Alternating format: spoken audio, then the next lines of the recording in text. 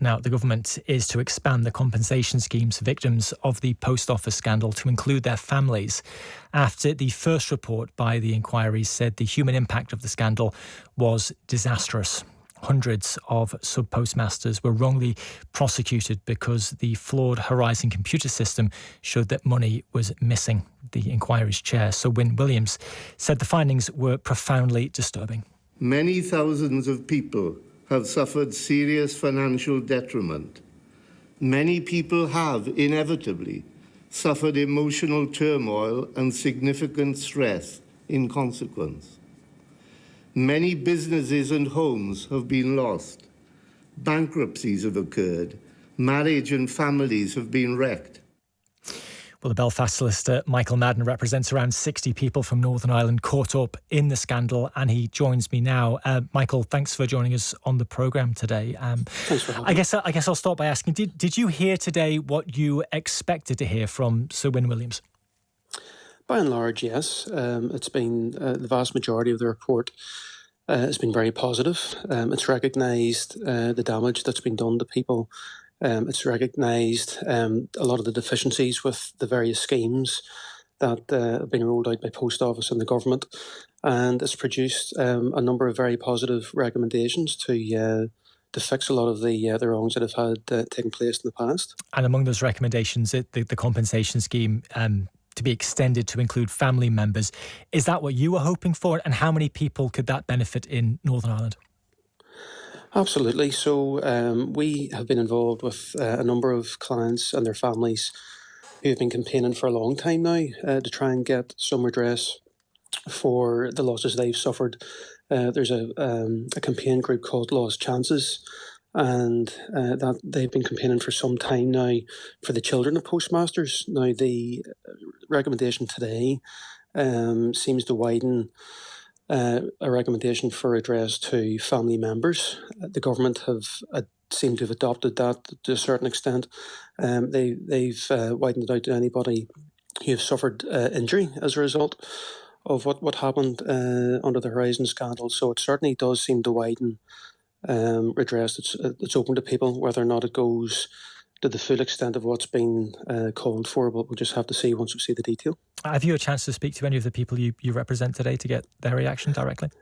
I've spoken to some of the clients that I'd represent, and by and large, everybody's very upbeat about the fact that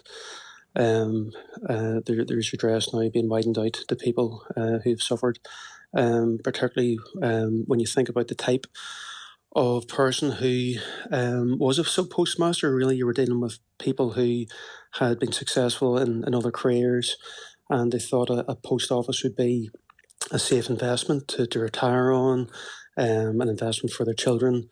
A lot of people were really expecting the profits from owning a post office to pay towards universities' educations and that kind of thing. So the fact that that's been recognised by the inquiry, and there's steps now to try and address that, is really very welcomed by my clients.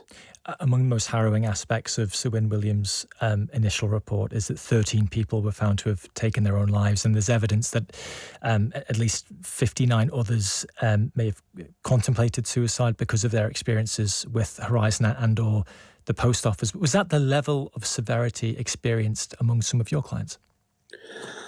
I can't think of one client that wasn't affected psychiatrically or psychologically. The impact was really devastating, and every client that I represent in their lives, and just the nature of what happened to them, the feeling of isolation, the feeling that they'd let themselves and their families down, really did affect people's psychological being, and that's one of the recommendations as well. And something that people have been calling for is for Fujitsu and Post Office to really provide some restorative justice as well. And one of the recommendations by the inquiry is for Fujitsu and Post Office to provide restorative justice, which can cover counselling, psychiatric support, and that kind of thing. So that has been recognised in a big way by by the inquiry.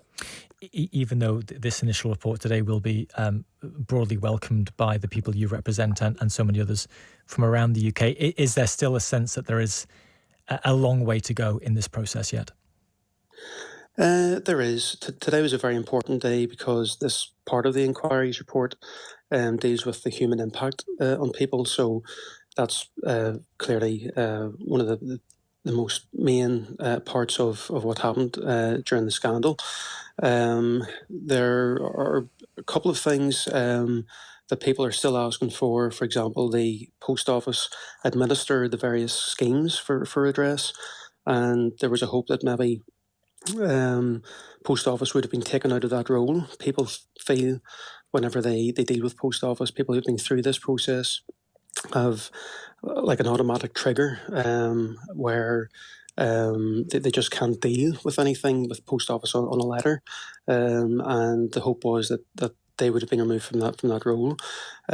So there are still things that people are calling for, and there's plenty more to come from the future reports that are going to be coming from the inquiry. I wonder, Michael, throughout this kind of journey so far, from your experience working with those and the families at the very heart of this, how do you begin to quantify the impact of being sent to jail when you're innocent, of being investigated and prosecuted, of not being believed by your family, your friends, or your neighbours? How does one begin to quantify all of that? It's the process is, it's like something from a bad science fiction novel. Whenever anybody first read about it, I don't think people could really understand what it actually meant. And it was the drama that came out at the start of last year that helped people understand what people went through. And when people were told that they were the only people who were experiencing these problems, it really did affect people's psychological being, because they felt that they just couldn't understand how they'd be in the position they're in. It was a complete and utter nightmare for people to go through, and then for anybody to go into the criminal justice system and to have an allegation against you and to face criminal charges is a very difficult process. But to go in it when you're innocent and you have no idea how you ended up to be in that position, it just words aren't enough to explain how somebody feels in that situation. Okay, Michael, we'll have to leave it there for now, but thank you very much for your time this evening. That's the Belfast solicitor, Michael Madden.